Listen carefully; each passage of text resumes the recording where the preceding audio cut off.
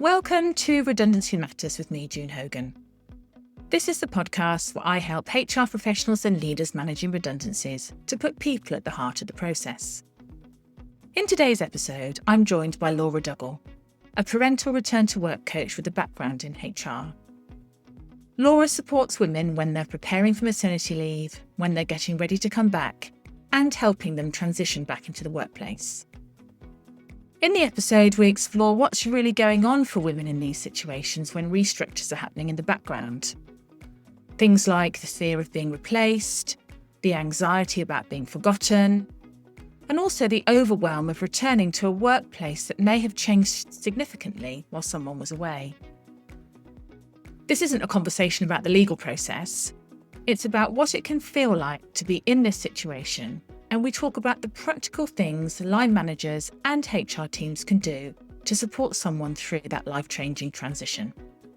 I really hope you enjoy it, so let's dive into today's episode. Welcome to today's episode of Redundancy Matters, and today I am delighted to be joined by Laura Duggal, who is a parental return to work coach. So welcome, Laura. Thank you very much for having me, June. It's a pleasure to be here. Really looking forward to our conversation. So before we get started, just give everyone a bit of an overview and an introduction to you, the work that you do and what you did before you did this work. Yeah, sure. It might even be easier to start with what I did before. So my work before I became a parental return to work coach was in HR. So I used to work for a HR department as a HR business partner. And part of that role was managing people's return to work after they'd had children. And that was before I'd had my daughter. So I hadn't gone through the experience myself. And I think then when I did have my daughter, I just realised that for me, certainly, it was a huge transition emotionally and practically. All my priorities shifted, work changed. And that kind of was the stepping stone then to I ended up leaving that job, retraining as a coach. And ever since then, I have been working with organisations as an external specialist coach in that area. So working with employees either before they're going on parental leave or maternity leave and then through their leave, or most particularly at that point when they're returning, which is a real sort of collision of two worlds coming together. So that's the work that I do now. Thank you, Laura. So I'm really looking forward to hearing your insights and your perspective as we talk about redundancy and how that can impact women who are about to go on maternity leave, returning from maternity leave whilst they're on maternity leave, and just in general, how that can influence that transition, which you've been supporting people with. So the podcast is called Redundancy Matters. So why does redundancy matter to you? I love that name, by the way. I think it's so clever. I love the name of your podcast. I think particularly, like you say, within the work that I do, so I see this very niche part of it, which is how it affects people as they're becoming parents, on parental leave and the impact that can have. But I also just think redundancy matters to all of us, really. And I know that you've been through a redundancy process. I worked for an organisation when I was in HR through a redundancy process. I've seen friends and family go through redundancies. And I think it's such a huge change for somebody that really sticks with you, doesn't it? And if it's handled badly, unfortunately, it can really stick with you in a very negative way and affect your confidence and then go on to affect what you might do next and have a knock-on effect. Yeah, I thought it was very clever that you named your podcast Redundancy Matters, because I think it really does matter how you handle it. Yeah, absolutely. And one of my experiences of redundancy was when I was on maternity leave. So it would be interesting as we talk through this if there's some shared experience and that work that you do with organisations supporting people on parental leave, returning from parental leave and having gone through that transition, whether that's the first child, second child, third child, it's life-changing in itself. And when you add into the mix maybe a restructure or a redundancy, then that process in itself can also, you have a different perspective on it because of what's happened to you or what's happening to you in your life, managing the challenges of a new baby. So yeah, really looking forward to digging into all of that with you and hearing your perspectives. So I guess that point at which you start to work with individuals, often that can be when they're about to go on maternity leave. So just talk us through that initial interaction that you might have with somebody who is about to take maternity or parental leave in an organisation? What are some of the things that you're talking to them about? And what insights would you have around helping line managers with how they might approach the communication plan while someone is about to go on maternity leave? I think that's so key. I think definitely what I've learned over the time of doing this is that line managers are so important anyway, and particularly if you're going on maternity leave, your relationship with your line manager and how your line manager handles it can make or break it, basically. And I think when you're talking about, so if I was working with somebody before they were going on maternity leave, we might be thinking about what a good end of this particular time looks like, what a good beginning of the next period of time might look like. And part of that would be about how they want their organisation to be in touch with them and how they see that relationship with work going. And I think the difficulty comes because, in honesty, until you have a child, I don't think anyone can really know what they want to happen. And so often I'll speak to people who they'll say, oh, this is what I want it to look like. And then reality hits and it's entirely different. Either way, they might think, oh, I really want to be in touch with work. And then when it happens, actually, I just really want to have this time. Or they might think, oh, I want to be completely separate from the business, and find that actually they want that. They hadn't realised that sort of sense of belonging or that structure, how important that was.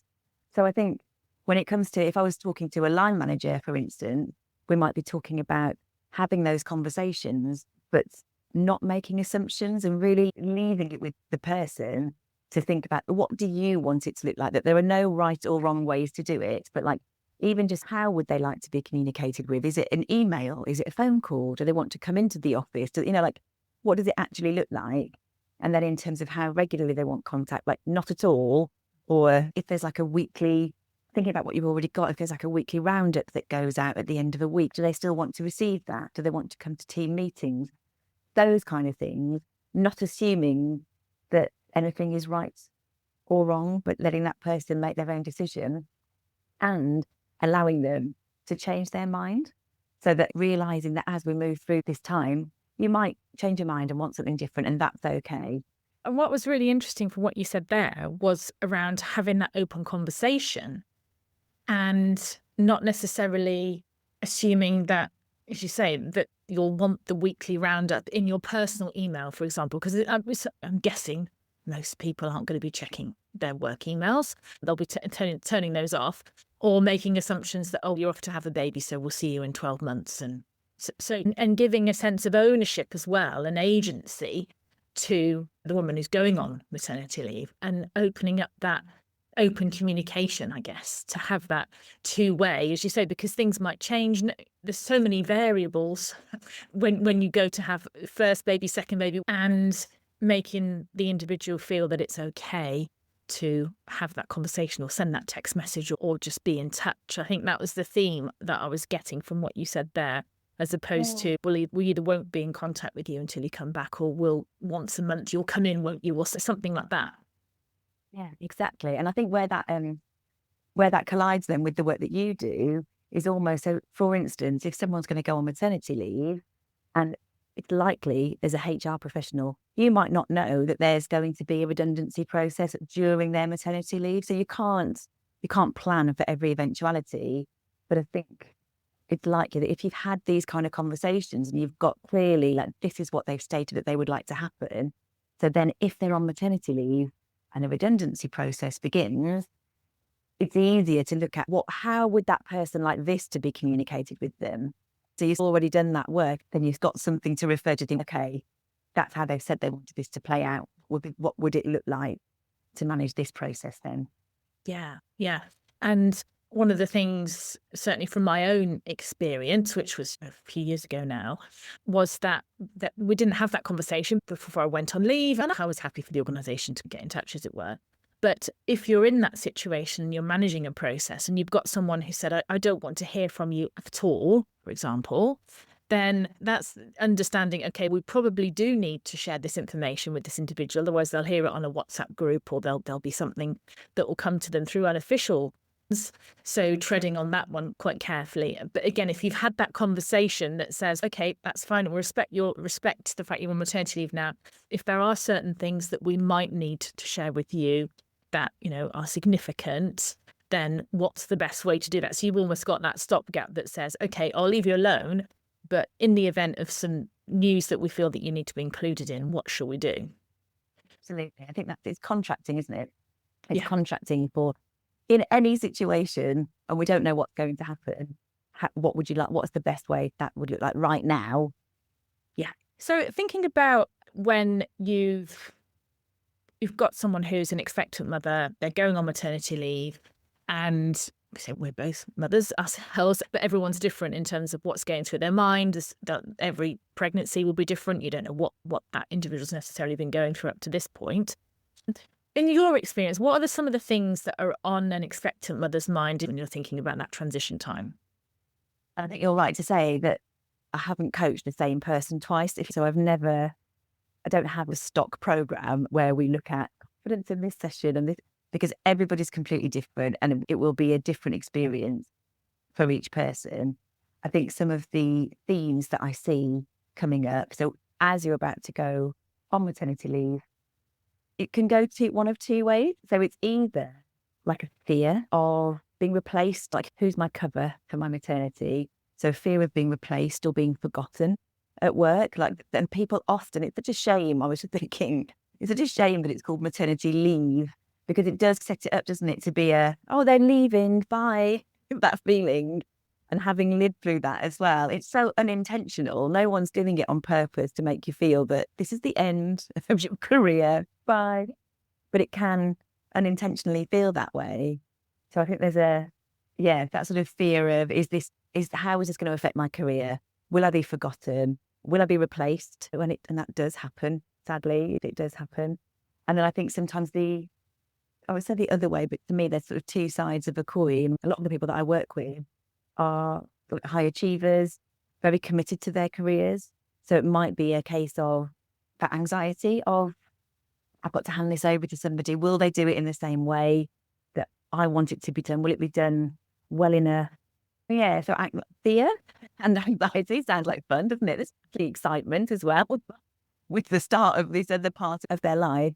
But I think like you specifically said, to do with work, I think it can just that uncertainty. I remember I once coached somebody who it's always stuck with me that she said, gosh, yeah, you just don't know, do you, until the baby's born. So I think it's that sort of, it's going into the unknown with this sort of fear of, is this the end of my career? Or this anxiety of, oh my gosh, I've got this huge project. I've just handed it over halfway through. And those are big emotions that you just talked about, anxiety and fear.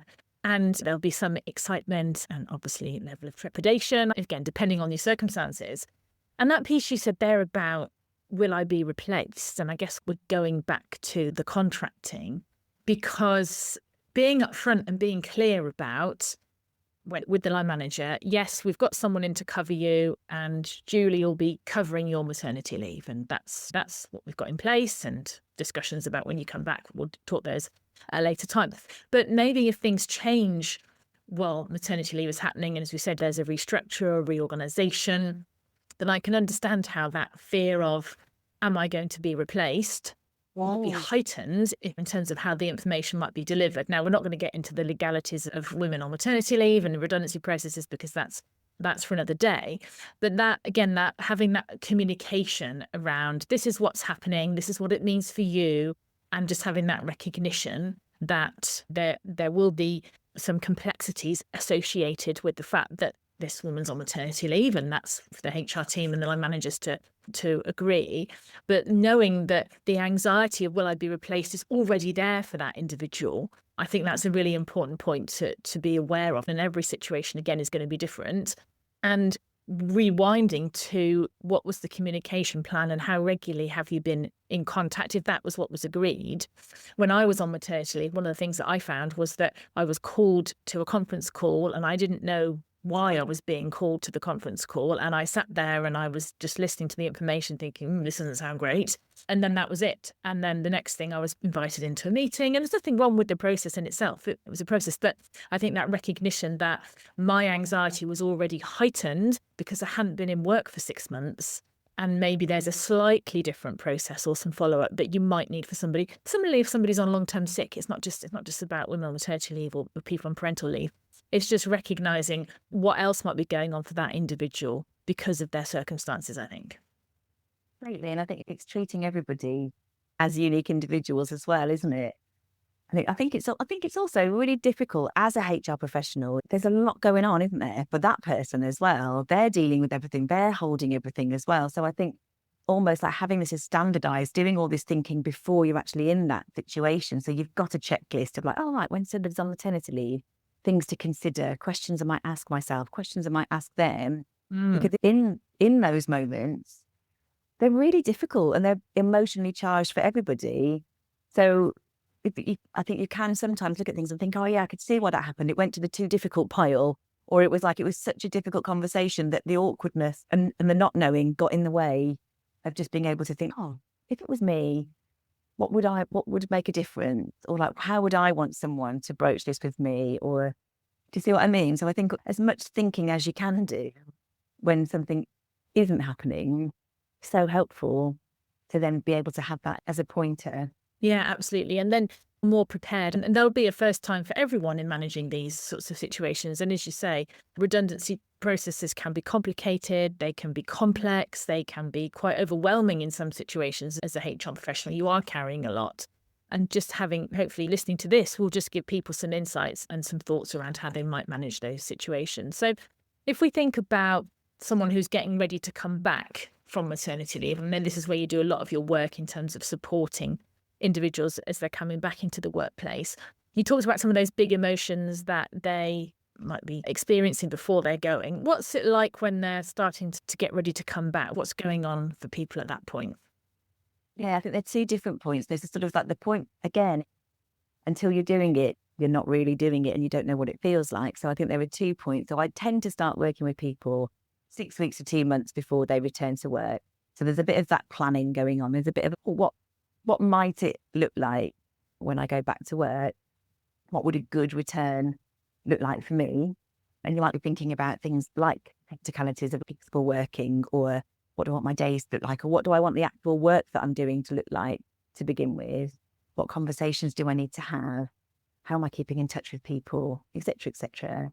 What I tend to see is that in that coaching session, before the return, there's a lot of that sort of mental work going on around what are the possibilities, what might happen, what would ideal look like, who can I talk to, who are my allies, what will feel like a good first day back, how can I do as much of that work myself?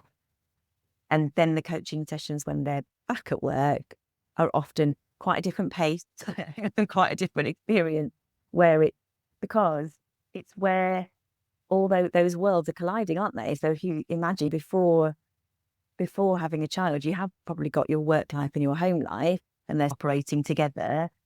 And then on maternity leave or parental leave, you take out the work life day to day and just operating on a personal life, home life basis. And then when it comes to returning to work, you're adding it back in again. But also, everything's changed at home. Potentially everything's changed at work as well. I would say that the number one emotion that comes up in those coaching sessions is overwhelm. Of just everything is colliding. There's nothing to hold on to. Everything's changed. And I suppose with like redundancy in mind or restructures in mind, quite often the people that I coach their work will look entirely different. Quite often I hear people say, it's like I'm just doing a different job, because either like their team has changed, or something about the way that like a process has changed, or a system they're using has changed, or location, and I think because businesses these days, they're so agile and change so frequently, it's fast. So it's not unusual now for someone to go back to work and for everything to be completely different. I'm just trying to think of people that I'm working with and have worked with. It's unusual for someone just to go back and be like, yeah, just the same as when I left. It just doesn't happen like that anymore. Yeah. And that's, as you say, that overwhelm in terms of having to get used to what might seem like a new job. And in some cases, if there's been lots of change, if someone's been off for 9, 12 months, as you say, organisations don't necessarily stand still anymore. And even just that, I guess, that notion of, because you've changed as a parent, or you've become a parent, or you now have more than one child, that it probably just does feel very new anyway, because you're approaching it with a different perspective, a different set of responsibilities, maybe a different set of challenges depending on what's happened during maternity leave, depending on what your child's like, all of these sorts of things. And so having you as that point of contact must be incredibly important. And for a line manager or maybe the HR professional who's helping someone return to work or looking to put the planning in place for that, and there's been a restructure, things are different, we're assuming that they're not part of a redundancy process because that's another conversation, but they've come back and the job has changed slightly, or their job hasn't changed, but everything around them has. What are some of the things that you think are really important in those early days when someone's coming back from maternity leave, assuming they don't have the luxury of having your support necessarily? Yeah. I think really touching what we've said already about that pre-planning, like having these things standardized so that it's when someone returns, and as I said that, I'm like, not everyone is different, right? But if you can follow outline or a process of things that I could be thinking of, so you might have a thing that you could be thinking of, which looks completely different to one person than it does another. So what I mean by that is you might have something as a prompt so that when someone's returning from maternity leave, you have these are the loose times that we might be in touch with them. These are the loose ways the ways that we might be in touch with them, considering what might they need to know. Have there been any changes while they've been away? How would they like that to be communicated? What's the best way for that person? So you've got the prompt, but you're also tailoring it for each person so that it's how they would want to receive that news. And I think, honestly, it's things like just noting when that person's first day, if it's going to be that person's first day back in the office, making sure that if you are their line manager, you are there to welcome them back in. For some people, when they come back from maternity leave, and I would say most people rather than just some, it is like your first day at work somewhere. So just thinking, oh, they were great. Like, often these are high performers, these are really capable people. So, oh yeah, it's their first day back in, like it'll just be back to normal. Just think that it's unrealistic expectation of anybody. So being there to welcome them back in, having put, if you have oversight of their diary, trying to think about who might they need to have a chat with this week? What do I know about the changes that have happened? Who would be good to set them up with so that they can really get up to speed? It's almost like that, having that return from parental leave, maternity leave induction plan that you would have on a smaller scale, but you have that for a new starter, and everyone has one of those, don't they? And I think what you just said there about almost framing it as what's the reintroduction plan for this individual, because there might be some stuff that they need to get up to speed on. They could use a kit day maybe to come in and do that, for example. And again, as you said, where we started really, it's all about the communication, as in what's going to be most helpful for that individual. Or maybe that, no, I'd rather just come in, spend a day just getting up to speed quietly on my own and then get stuck in. So giving them some responsibility in how that's all structured. And I was listening to a podcast a while ago, and an individual was sharing how it was their first day back and they didn't see their line manager all day. In fact, it was 2 days before they saw their line manager. And now this individual has gone on to talk about that experience quite openly and do work similar to the work that you do as well. They never stayed in that organisation. They eventually left. So this is a crucial point, not just about welcoming somebody back into the workplace, but it's thinking about that talent retention, isn't it, in that sense as well, and how you frame all of that and make people feel welcome and valued and wanted and set that up. Because I guess it's quite a pivotal time in someone's life anyway. And that initial welcome back, I guess, can have quite an influence over how they feel about the organisation and their manager, I guess, going forward. Yeah. So if you're looking at retaining your employees, that's one of the key areas to look at, isn't it? How am I making this person feel that they actually matter to our organisation? How am I helping them feel that they belong? I had a call with a HR director this morning, and they had taken up some coaching packages. And she said, oh gosh, even as I just introduced it, so they've got 2 people returning. And she said, I just said to them, oh, this is what we're offering you. And that's another important point about it being an offer and not obligatory, to your point earlier about everyone is different and may not want such a structured return. So it's about offering and then people being able to take up. But she said that she'd been in this conversation where she'd offered coaching, and she said, I just saw that person light up and they were like, this is a fantastic thing to offer. Thank you so much. Just seeing already that I matter. You're willing to put some money behind something that's going to support me in my return to work. That kind of, and like you say, I know organisations, not everybody is in a position to be able to afford that kind of support. But then being able to do that yourself as an organisation is really important. That speaks to the values of the organisation and, say, just how they're treating people. I often think at those pivotal moments in someone's life or pivotal moments in the employee life cycle is what they choose to do at those moments really stays with people. And as we know, people will remember how they were treated and how they felt more so than the process itself. Absolutely. Because you forget about the process. What you remember is how that person, your line manager, engaged with you and how did they make you feel. That quote by Maya Angelou is one of my favourites. That notion of, I think it was the theme all the way through our conversation, is you might have some frameworks and some structures, but understanding that those may need to tweak and giving the individual that opportunity. As you say, we talked about coaching, but they might not want that, might not be something that appeals to them. It's keep treating people as individuals.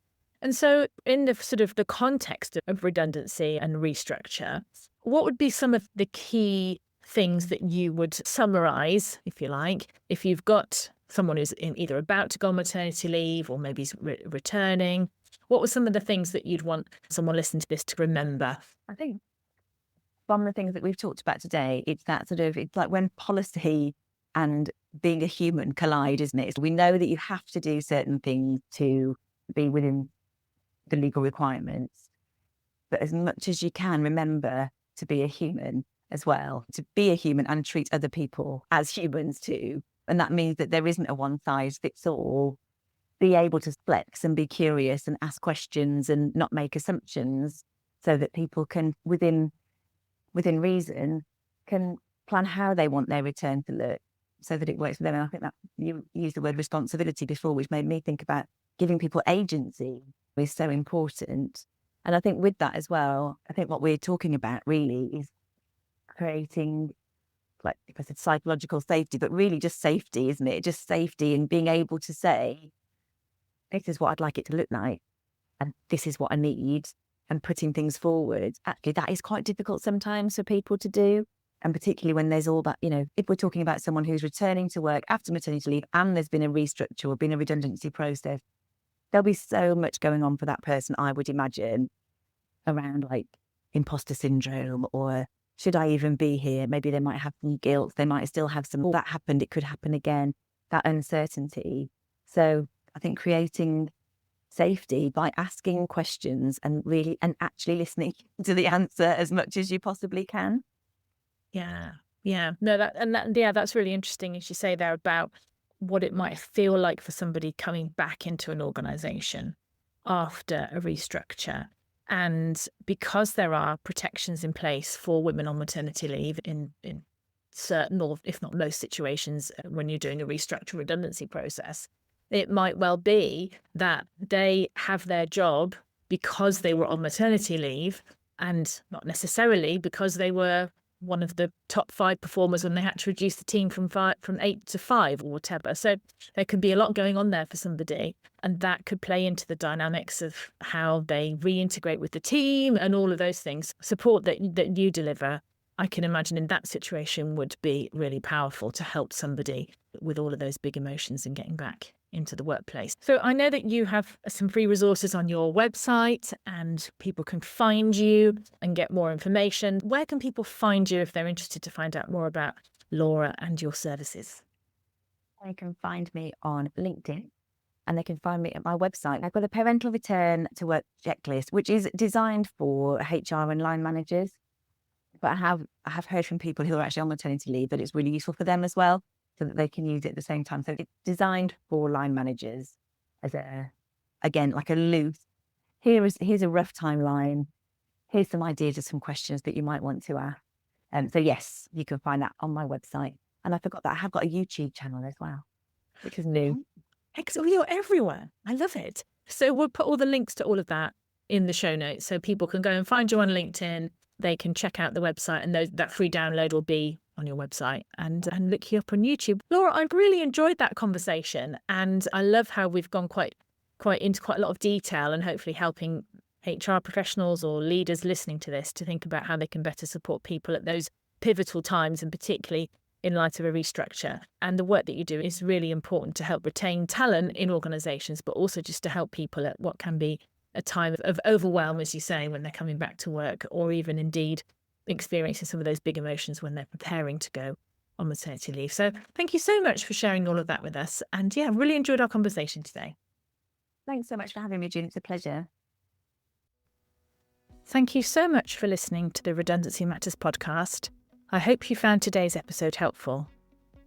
It would mean a lot to me if you would follow, rate and review this podcast wherever you listen to your podcasts, as this helps it reach more people who are managing redundancies. Let me know what you thought, and if you have ideas for future episodes, I'd love to hear from you. You can find me on LinkedIn, June Hogan, and get in touch via my website, wildwoodcoaching.co.uk, where you'll also find more resources to help you manage redundancies. I hope you'll join me again soon for the next episode of Redundancy Matters.